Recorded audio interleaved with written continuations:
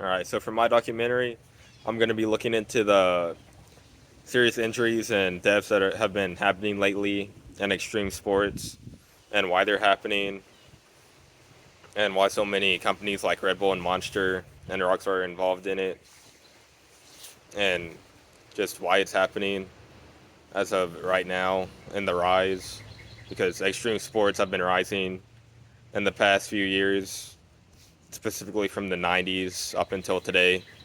And since then, multiple athletes have died or been seriously injured, and it continues to happen. And I'm sure if you watch drills or anything like that on TikTok, Instagram, or YouTube, you see a lot of extreme sport injuries and fails. And a lot of them you probably didn't know, but they passed away.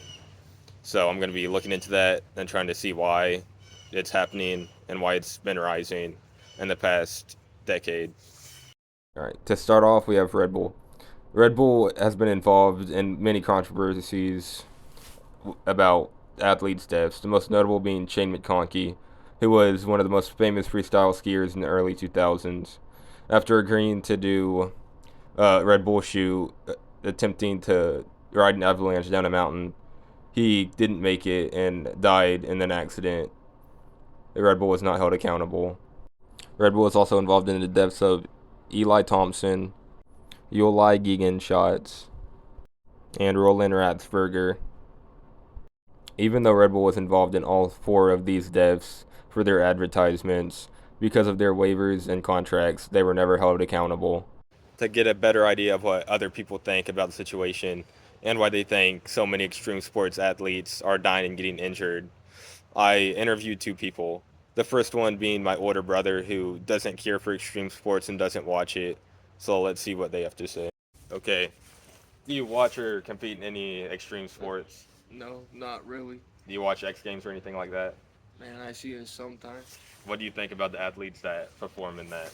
Man, they all look the same. Do you think the tricks they do or the training they do, I mean, it like, takes a long time, takes a long time? I think. Okay. What do you think about like the four Red Bull athletes dying in the last decade? Man, they signed a waiver. So do you think Red Bull should be held accountable for the athletes dying? I don't think so. You don't think? No. So you don't think major corporations like that should be charged with the death of athletes? No, because they're paying them good. Okay. If there's no waiver, it's different. But It's different. yeah, And why do you think so many athletes are dying and getting injured in extreme sports? man, because it's hard to make it now. Because Hard to people, make it. everybody's good. So you think they push it too far to the limit, and after they get to a certain limit, it's just too much for them to handle, and they just end up pushing themselves to their death, essentially. No, I don't think they're trained for what they're doing, but they're trying to make it. So you don't think the Red Bull athletes that died had enough skill to be doing what they were doing, or enough training? Well, I don't think they were ready for it, but that's what they wanted to do. So you think essentially Red Bull made them do something they weren't ready to do, but they No. also shouldn't be charged? No, because they probably convinced Red Bull they could do it.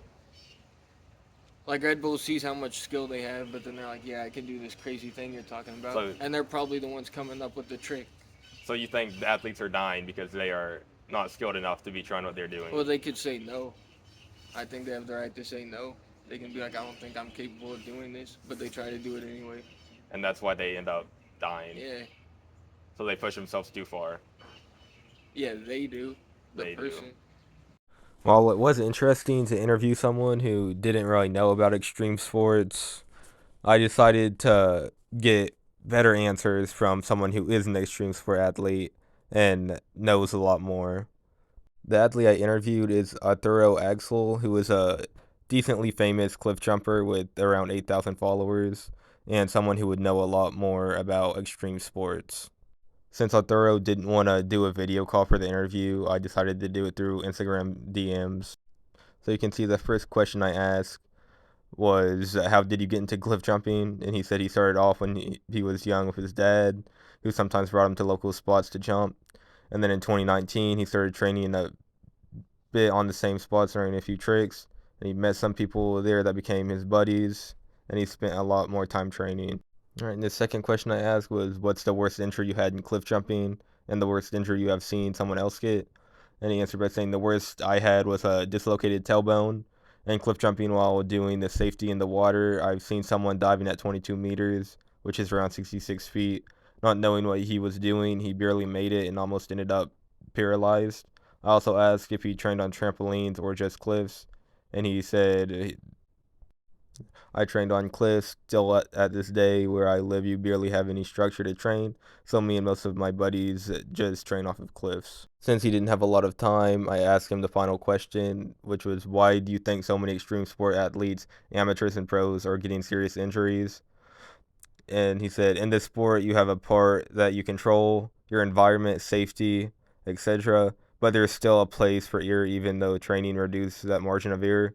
But accidents happen, and it can be due to a lot of things, getting lost midair, a rock splitting while taking off. There are so many things that can go wrong even if you're well prepared. And in extreme sports, that's why they're called that, a mistake or injury can be fatal, but still there are some people like me and many others that are doing it. For me, it was about pushing the limits. I can't tell you why that sport and not another. It's not universal. We all have our reasons to do such sports, but it's when doing them that we feel the most alive. It also brings you qualities such as humility and allowing you to learn how to judge the risk taken and what you are capable of. You also need to be cold-blooded and act quickly to be capable to handle critical situations when something goes wrong. I also ask why take the risk and why extreme sports, and he answered by saying, I think extreme sports are an art that are not meant for everyone. And when it comes to it, Arturo is right. Accidents do happen, no matter the skill. Many top level athletes and some who are considered the greatest of all time all have messed up and had serious injuries. So I'm going to show you some of them clips now. So we're back from the 10. Oh, no! No!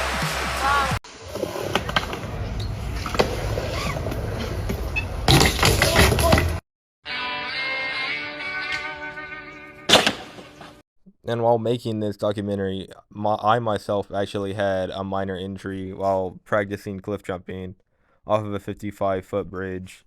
I was practicing double backflips, and on one of them, accidentally miscalculated the rotations and ended up slamming on my back. Hilary Duff, this is for you. Pathetic.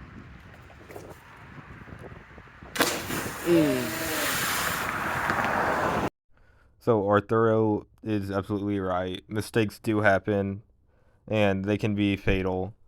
But you can also look at the good and not just the injuries in extreme sport. Like a few months ago, Ryan Bean did the world's first ever quad gainer off of a 110-foot cliff. Come in! Let's go. 3, Let's go. Let's go. 2, 1. Oh my god. Oh! And while amazing feats like that are amazing to see, that's not the point for this documentary. The point is, why are so many athletes dying and getting injured? And for that, I think Arturo is right. It's not about the skill set, even though that is the reason in some deaths. It's miscalculations and mistakes. In most sports, mistakes wouldn't really matter, but in extreme sports, it can be the difference between life and death, and that's why it's been given the name extreme. Malik Joyix died at 25. Jay Moriarty died at 22. Uli Emanuel died at 29. All three of these athletes died by miscalculations and mistakes. And I believe Arthur is right. The majority of deaths involved in extreme sports are due to miscalculations and mistakes. And that brings me to my conclusion and the final answer of this documentary, which is the majority of deaths involved in extreme sports are due to miscalculations and mistakes.